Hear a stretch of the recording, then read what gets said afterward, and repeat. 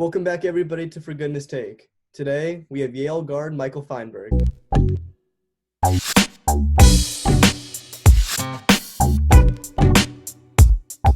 Michael, how are you today? I'm doing good. Thanks for having me, man. Appreciate it. Of course. So today we're going to talk some basketball, banter back and forth, and all that good stuff. To kick it off, what is your earliest memory of basketball? My earliest memory of basketball was when I was about 8 or 9 years old. I played competitive basketball for the first time on this team called ARC, and we traveled nationally for the biggest tournament of the year called AAU National Championships. And we played in Orlando, Florida, actually where the NBA bubble is now, at this place called the HP Fieldhouse at the Disney Wide World of Sports complex. They have all these facilities. It was incredible. And it was my first time playing against real national talent. And in that tournament with about 90 teams from all over the country, we made it to the championship and we lost, but it was really a memorable experience for me just to learn and grow and see what it's like to compete on a national stage. From a recreational standpoint, I played growing up down in my local town of San Diego called Rancho Santa Fe. And there was a little recreation league called Junior Dunkers where my brother and I, Robbie's my brother, we'd play against other, kids. We play up in like the 6 or 7 year old leagues just to get good competition. But that was really fun. We got to play together. My dad was the coach. So it was just a really good development phase for me. And I enjoyed that. Both of them served really good purposes. Both of them served really good purposes and they're both memorable. Did you play any other sports growing up? I dabbled. I tried a little bit, but I just kept coming back to basketball. I tried, t-ball and pee-wee soccer and all the others, but it just didn't really fill the void that, basketball has just been my passion. When did you realize you can start going somewhere with basketball? Well, going somewhere is relative for me because I never even thought about playing college basketball until I got to I'd say middle school, really, just because I was always overshadowed. I was always playing with a bunch of guys who were so much more talented than I was. For instance, this guy named Cody Riley, who's the starting four at UCLA. He was like number one in the country at the time. We had the point guard named Remy Martin, who plays at Arizona State right now. He'll probably be a draft pick this year. We had a kid going up in middle school. Everyone knows Marvin Bagley played for the Sacramento Kings. He was another number one player in the country. Another guy named Terrence McBride, Cornell, Adam Seiko, San Diego State. The list goes on and on, really. So it was like playing in just a powerhouse team. And I always felt like kind of not necessarily the odd one out, but just someone that was always kind of behind trying to catch up to them. So they were getting all this national attention, exposure, and letters from coaches, you name it. And I wasn't really receiving that at an early age. So my mentality was just like, okay, I'm going to just work as hard as I can just to kind of get as good as I can be, try and get on their level at some point. But I wasn't getting that type of love at a young age. So I wasn't considering it really until like 8th or 9th grade. I was like, okay, I want to play college basketball. I'm taking this seriously, as serious as I can. And then my mentality shifted from I want to play college basketball to I want to play Ivy League college basketball. And that's where the academics part really started playing a role. Because my brother has been like a big role model for me because he went the Ivy League route as well. And he showed me what it takes to get there. He told me, like, listen, man, my freshman grades were not good enough to get where I wanted to get. And he's like, you got to really turn it around. You got to make a substantial change. And from that point, my sophomore year, I just really locked in the classroom and in the weight room and in the gym. So putting all those three together, I felt like I was in a much better position to be an Ivy League candidate. But as you know, it's always about opportunity as well. There's a lot of politics in basketball and lack of exposure. So that's how some kids go under recruited is they're good enough. They just didn't have the right opportunity. So I had my goal in front of me. And from that point, I just felt like I could really do it, but I knew it was going to take a lot. So how did it feel to get that first offer? Yeah, it was insane for me. It was really like I couldn't believe it just because I don't know why. I put so much on that. I gave that a lot of power. Like I felt like getting an offer, a college scholarship offer was like insane. And to be honest, I was a little bit jealous because seeing all these guys around me getting offers from, big time schools like UCLA and USC and all these different big time schools. So yeah, naturally I was like, when's it my turn? Like I really want to get that sense of it's like a it's like you made it. You get a sense of fulfillment from it, I guess. So when I first got it, I think it was like midway through my junior year. We had tons of schools coming into our high school watching our practices at the time because we had all these big time recruits. So I always dreamed like maybe one of them would be there for me, you know? And like one time there was a school named Bucknell who was there, really cool assistant coach. His name was Joe Meehan, I think, or uh, one of the coaches from that program watched me play. That's where we established a relationship. And then I think maybe either they watched some of my film or talked with my AAU director or something.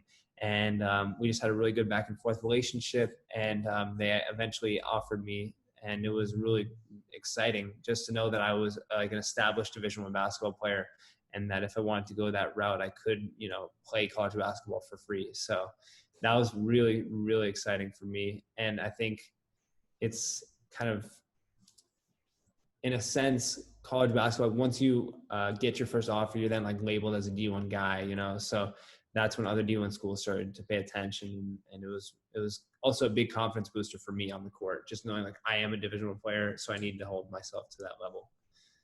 What other colleges offered you, and why did you choose to commit to Yale? I know Yale is an Ivy League school, but maybe some other Ivy League schools offered you as well. Sure. So I was kind of like a late bloomer, and like I mentioned, I didn't get too much recruitment early in my high school career. I know some guys on my team that got offered by Yale like their freshman year, sophomore year, and it's just the nature of progression, how you progress. As long as you get to a certain point before you finish your 4 years of high school, that's where you got to get to. So I was offered by, like I mentioned, Bucknell first, and then I got an offer from Dartmouth, and that was my first Ivy League offer. They can't offer like official scholarships, but it was them basically saying like, we'll pretty much guarantee admission to the school and a spot on the team, and if you need it financially, we'll pay for whatever you need. And so that was really big for me. Like that was probably more exciting for me than the first one. They're very, for different reasons, they're both very exciting, because the first one was, hey, I can play college basketball, but then the second was like, I'm actually getting where I want to get. I want to go to the Ivy League. It's like a little niche that I wanted to get into. And so when I got that, that was really big time for me. My brother was super ecstatic, just telling me like, listen, this is everything you've worked for and more. Like you got to be so excited and really like go visit the school, stay in touch with the coaches, really follow their program, do everything you can just to show that you're as committed to them as they are with you. And if you don't end up going there, then like that's fine. But just obviously they're your first school to really show you some respect and give you an offer, and they're an Ivy League school, so you could get a great degree there, great education, and all that. So that was really, really cool for me. That was when I was finishing up my junior year, I think. And then going into, or maybe it was during the summer of my junior. Then in the summer, I was getting a lot of interest from a couple like Patriot League and Ivy League schools, you know, like Cornell and Penn, maybe a little bit. But nothing too crazy. I did all of the elite camps. Like I went to all these Ivy League schools. My sophomore, junior year, I went to all these camps to meet the coaches and see some of the current guys that were playing there and just get a feel for what it's like. And after I got the Dartmouth one, I felt really good. Like I'm an Ivy League basketball player now if I really want to. But I was saying to myself, like I want to keep pushing the envelope, keep trying to see how far I can take it. And I always envisioned myself going to a school where I could really get the best of both worlds. And Dartmouth was definitely one of those as well, but you know, it may not have been the best fit for me. So I was like, let's wait and see where my options lie when I'm done playing AAU basketball. So we went to Vegas and we played in the Fab 48. It's like a big end of summer tournament, tons of college coaches there. And the head coach for there, his name was Joe Jones. He's the brother of my head coach right now, Yale, James Jones. And they look similar, and like they have similar idiosyncrasies in their behavior. And the dude watched me play, and he was impressed. And like after watching me like once or twice, he offered me a scholarship to go to BU. And I actually visited there earlier, so that's when we first met. But after he offered me, that's when like Coach Jones became aware, because he's like, oh, my brother likes this kid. We know about this guy. Like he's on our radar. But my brother just picked him up, like gave him an offer, like, oh, and now I got to pay attention to him for real. So after that happened, Coach Jones came from Yale. James Jones came to watch a couple of my games, and you couldn't even tell he was there. He was like in the back, like kind of not really very emotional, just watch the games for what it is, you know. And I didn't hear from him too much. And then after my last game, I think my last AAU basketball game of my career, unless I were to do a PG or something. But my last true game of AU basketball, Coach Jones texted me. He's like, "Hey, it's James Jones from Yale here. I was really impressed with how you played.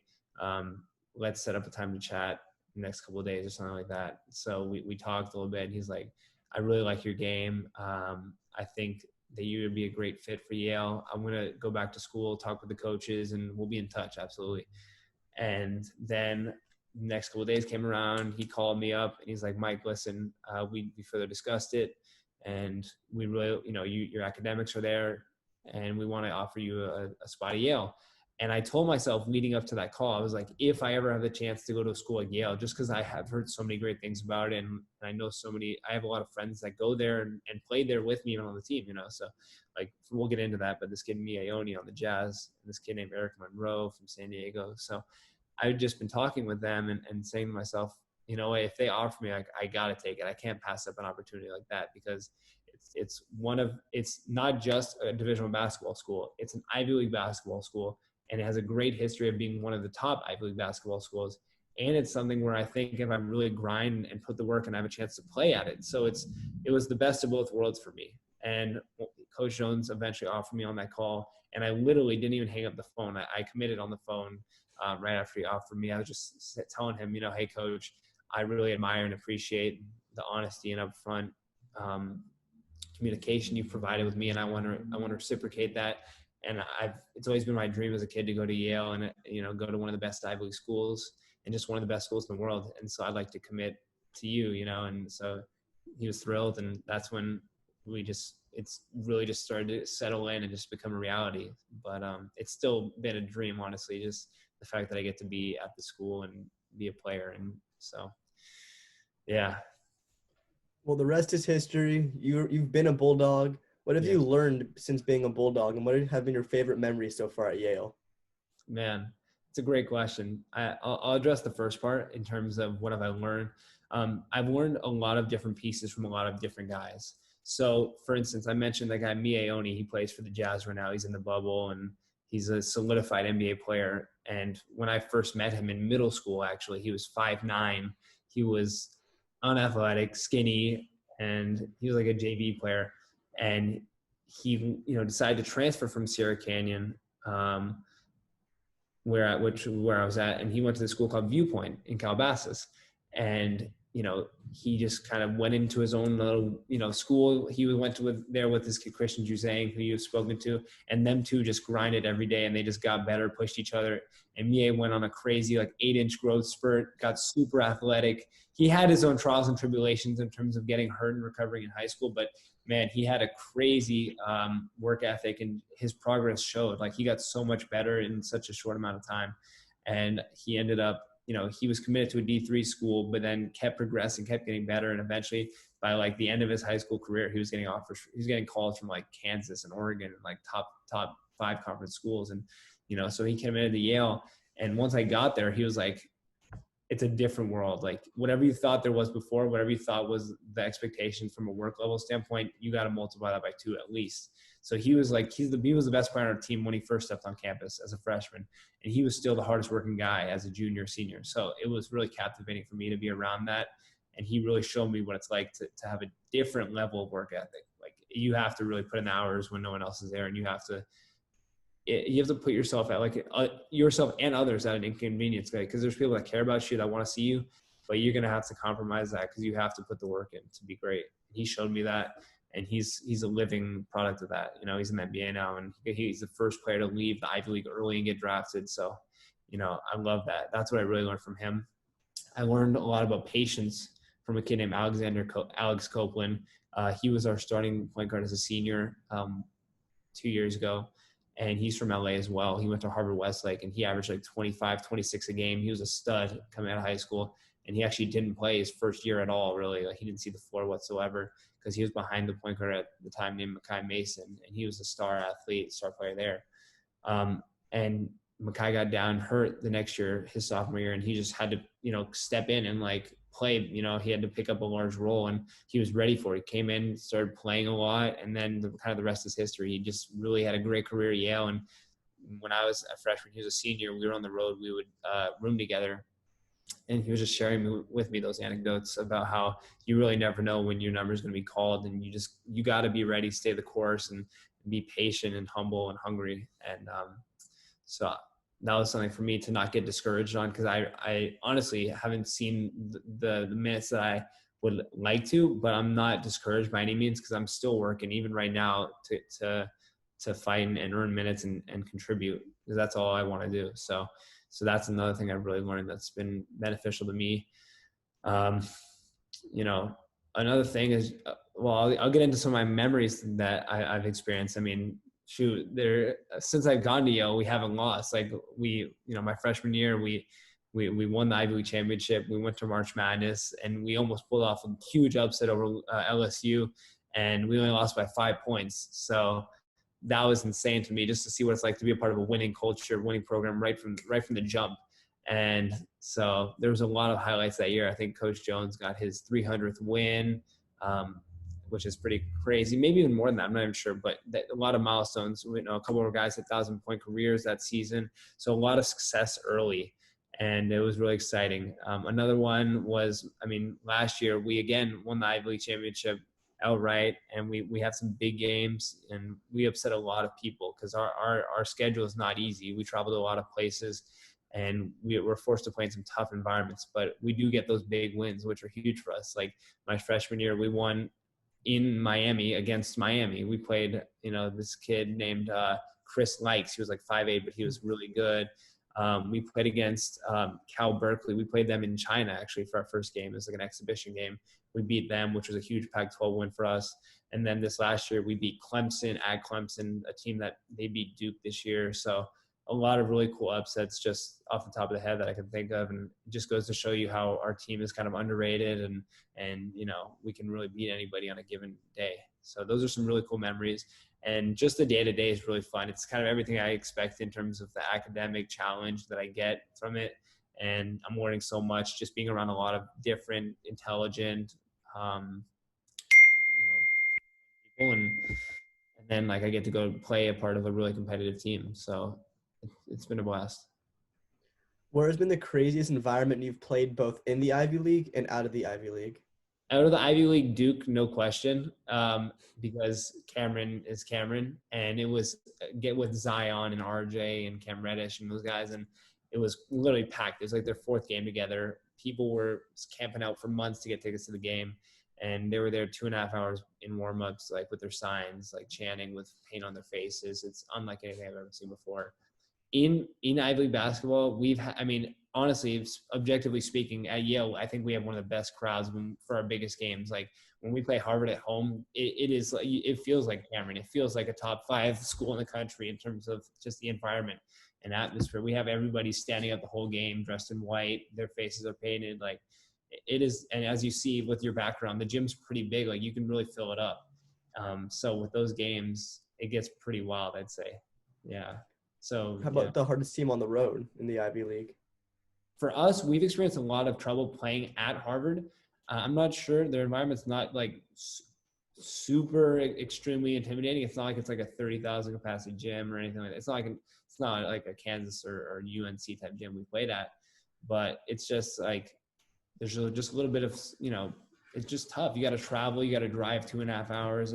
Maybe even more if you're coming on the second day of a back-to-back. Just the structure of our conference is scheduled. You'll play Friday night, Saturday night.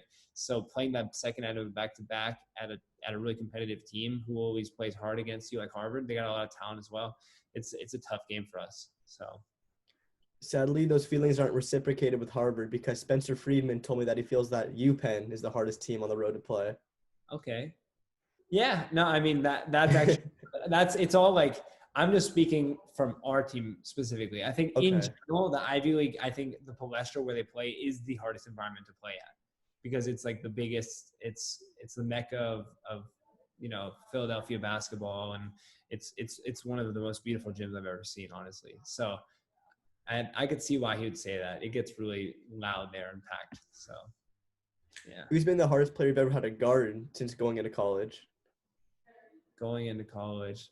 I mean, there's been a couple times occasionally where like even in practice, I'll get Matt switched up on a Mie when I was a freshman, and it was like, somebody please help me, like, just because the strength difference and athleticism was just like kind of off the charts when I came in as a freshman, and he was already like a junior or a sophomore even. I don't even remember, but he's just a freak, you know.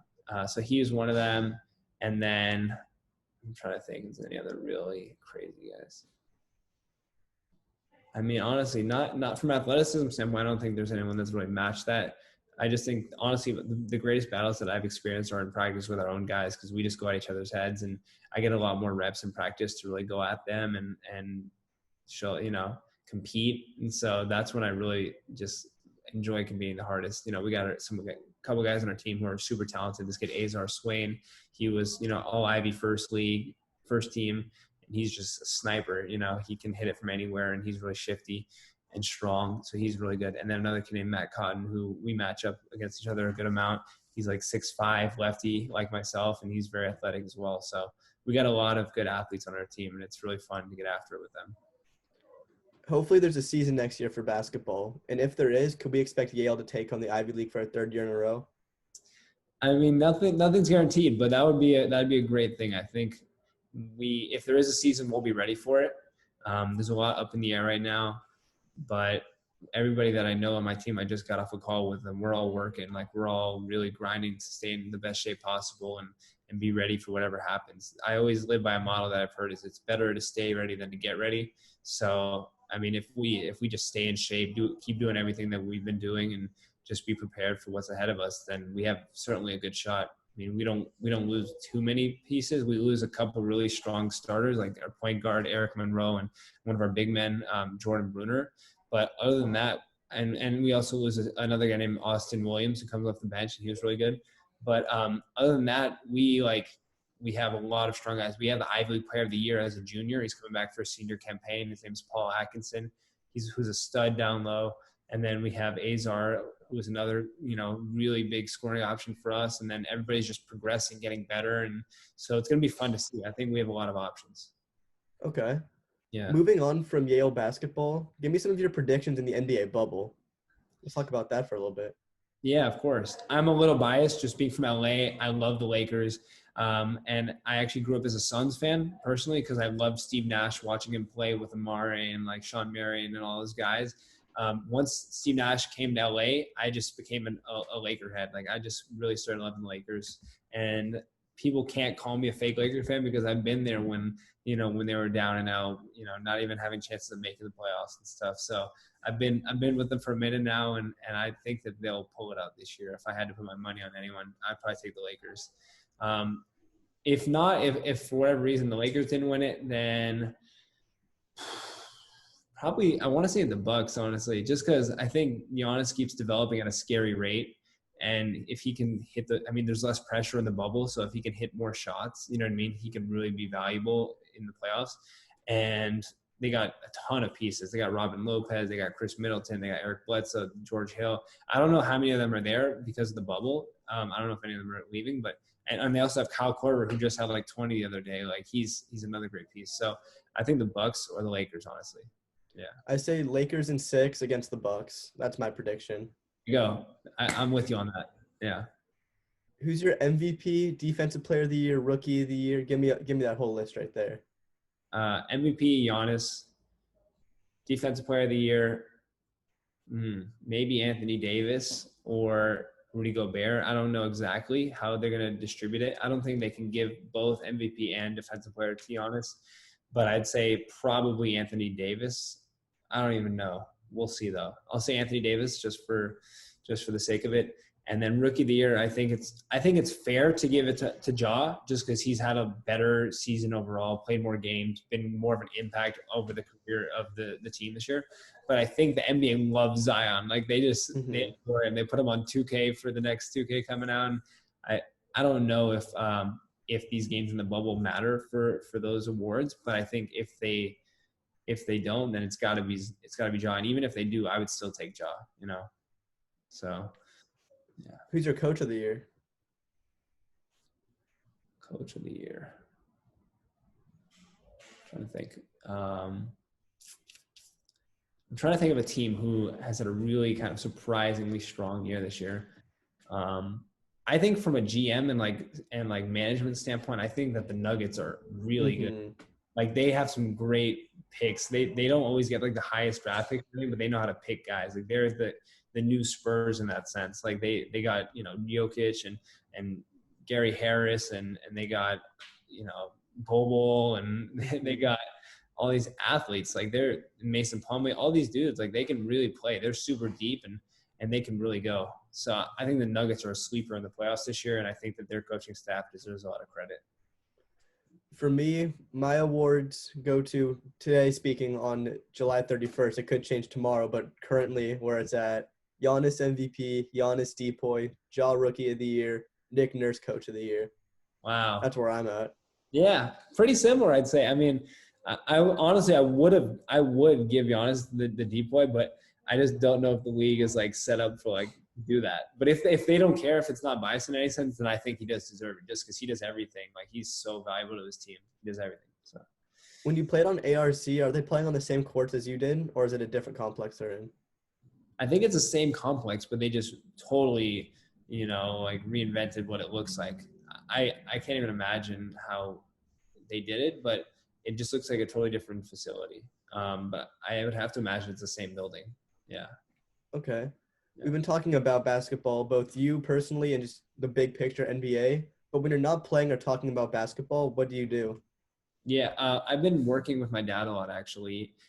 He's a hedge fund manager and he's been working for over 30 years, and so he's really good at what he does. And I just love learning different skills from different people, whatever they have to offer. And so I've been really immersing myself in his business and trying to contribute to him and work to get a feel for the market, for business, and the world of finance, and potentially just trying to take steps to really prepare myself for my professional career, because I know that it's kind of bittersweet, but my basketball career is sort of starting to come to an end. Yeah. Do you So have any aspirations to play overseas, or do you know once after senior year you're gonna move away from basketball? It's been a discussion it's been a topic of discussion for me. Just I think I have a lot left to prove, and I think that if I do get to the point where I can really have a good couple 2 more years at Yale that are strong, then we can address that when we get there. And I'm Jewish, so there are some options in Israel to play at. So that could definitely be an option. But as of now, I'm just trying to make sure that I put myself in the best position to be able to provide for myself and my family, and those, So I think that it's a balance between, grinding and perfecting your craft in basketball, getting as good as you can, and then at the same time kind of making sure that you have a good plan professionally down the road. So I'm totally on board with you on that. That's why a lot of players choose to go to the Ivy League, so they have a great plan set up for them post-college. of course. Yeah. So I'm going to switch gears on you. This is called the speed round. I'm going to say a word, and you're going to say a phrase or a memory or a sentence. Whatever comes to your mind first, you can say, you can speak it, you can do it, just whatever suits you best.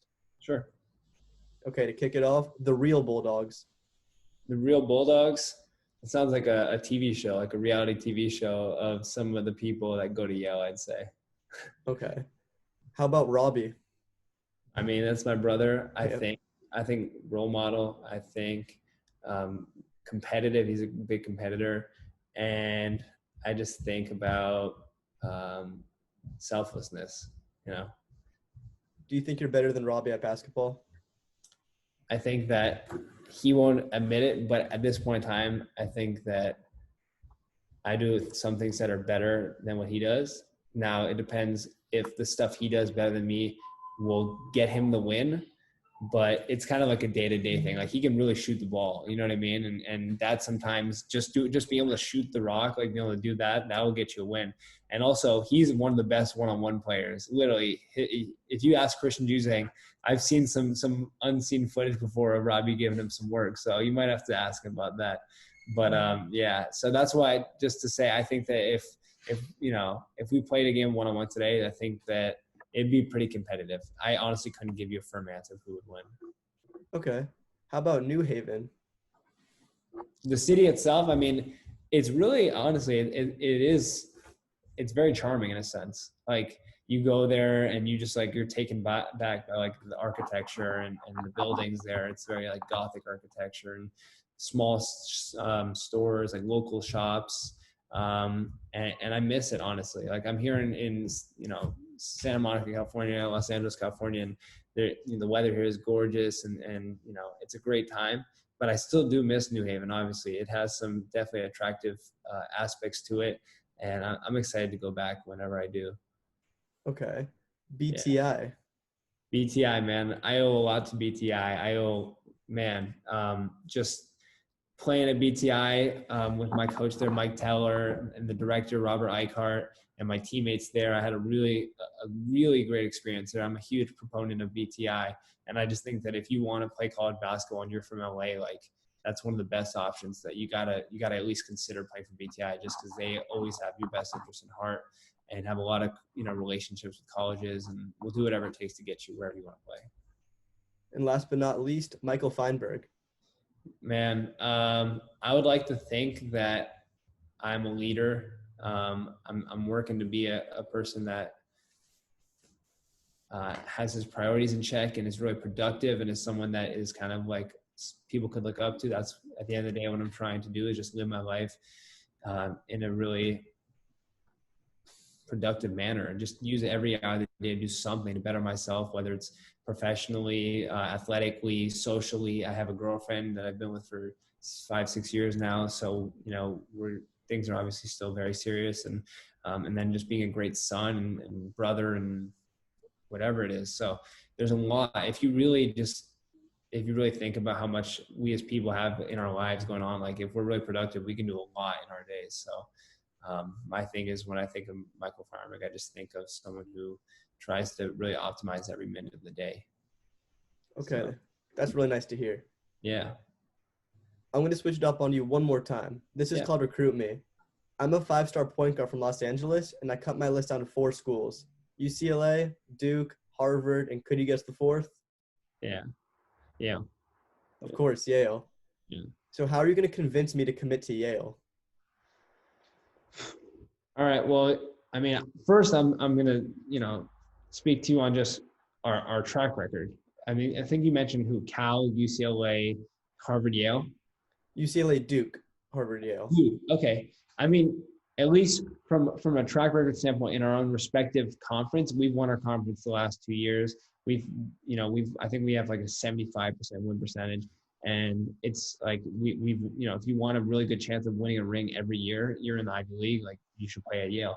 Secondly, you play for a coach who's the longest tenured coach in the Ivy League and one of the longest in the NCAA, James Jones. He's been there for 21 years or more. He knows what he's doing. He knows all the ins and outs of the games, and he's supported by a really strong assistant coaching staff as well. Justin Simon and Matt Kingsley, they both know everything about the game, and they'll really develop you as a player and your knowledge of the game as well. Academically, you're literally at one of, if not the best school in the world. And if you like a school that's more personable, not as cutthroat as the other school, our rival, then you should definitely come to Yale and consider that aspect, just because we're very inclusive. Everybody works together. It's not like I'm going to put myself ahead, even if it comes to the cost of another person's well-being. It's like, I want both of us to grind and shine. I want both of us to really succeed. So, I mean, those are just a couple aspects. And then on top of that, you're living in a beautiful city, New Haven, Connecticut. You got a lot of great options there. And, I think it's one of the best places to be in the world personally. Those are some great options, but I would take Yale. I dropped UCLA and Duke, so now it's down to Harvard and Yale. Push Okay. me over the edge for Yale, because the two schools are right here with each other. Yeah, I mean, in the last 5 years, who's been to the Ivy League tournament more? It's Yale. I mean, we've won more games, I think, in our seasons, like just in total games played. And all you can do is look at like recent history as a forecast for the future. And I think we have a stronger history. And I think that we have, a lot of great talent, but at the same time, I think you have a really good opportunity to play for a coach that respects really strong work ethic and just like perseverance. And I think that you really can't go wrong either way, but I really do think that if you go to Yale, you'll have a chance to have a strong career and to have a chance. If you are a 5-star recruit, you're going to play all 4 years and really shine, and you're going to give us a really strong chance of winning an Ivy League championship and then also making a run in the NCAA tournament. So I think it's a great thing. And it's a little smaller school than Harvard. And if that's what you're into, then yeah, absolutely. There's just one more thing I need to hear. What's game day like in the John J. Lee Amphitheater? What are the fans like? What's the team like? Just give me that whole big picture. Yeah, I'm going to give you a rundown of what our day looks like the entire day. So if you're a college basketball player at Yale, you wake up, probably 9:30. You get up and you go to the gym and you maybe get some treatment in the morning, probably a little earlier depending on how much treatment you need. You go to our head trainer, Drew Moore, and he's going to get you right. He's going to tape your ankles. He's going to give you the Normatec, whatever you got to do to get ready for that day. You're going to come out of the court, throw on your practice gear. You're going to go do a walkthrough with the team. We're going to go over the scouting report, some film. We're going to go over the plays of the team, and then we're going to go over our stuff. And then we're just going to have a talk about, what our plans are for the game and just mentality-wise. Then you get a little, break. You can shoot around after. You can leave, whatever you got to do for the day. Usually as a team, we go and eat at this local restaurant called Patricia's Restaurant. We call it Patty's. And they have like a really good breakfast there. So we all eat as a team and just stay unified and stay locked in for the game. And then we can either go back to our dorms or come back to the gym and just, either take a nap, chill, watch more film, get ready for your matchup, whatever you got to do. And then I think, I want to say for 5:30, I want to say 5:30, you'll meet back in the gym. We'll usually have a 7 p.m. game. So we'll meet at 5:30. Go over some film scouting again, just to follow up and make sure that everybody's on their P's and Q's. And then we get out there 6 p.m., start warming up for that 7 p.m. tip off. And you got a crazy rocking atmosphere. You've got people on their feet. You've got all the locals from New Haven, because it's not like a big city where people have other options. You're in New Haven, Connecticut, and Yale is the epicenter of everything. So people are packing the crowd, and it's going to be a great game. And, just sit back and enjoy. And if you're a player, you're ready to go. You're pumped. You're amped. It's going to be a great time. So. Okay. Yeah. I think I've heard enough. With everything you've said, I'm going to decide to commit to Yale University. Let's get it. Bulldogs. Yes, sir. Let's go, Evan. Let's take home Ivy League championship after Ivy League championship after Ivy League championship after Ivy League championship. Man. Why not? And then we go to March Madness. Freshman year. Let's go Elite Eight first year. Okay. We lose the championship game sophomore year. Wow. Bounce back though. Junior year, we win it. Right. Come back senior year, we win it again. 2 rings, 2 national championship rings, and 4 conference championship rings. That's not too bad. I'm making the school a new Power 5 school, pretty much. The Power 5 school of the Ivy League. And then once that happens, then you got more 5-star recruits coming. It's just a dynasty. I'm going to change the game right here with this one. Exactly, bro. I love that. That's amazing. Well, this concludes this episode of For Goodness Take. Michael, thank you so much for being on the show. Any final questions or comments? No, man, it was a pleasure. I really appreciate you having me, and I look forward to talking soon, man. I just hope hoops come back. That's all. So stay safe. Stay safe, and best of luck to you. Absolutely. Thank you.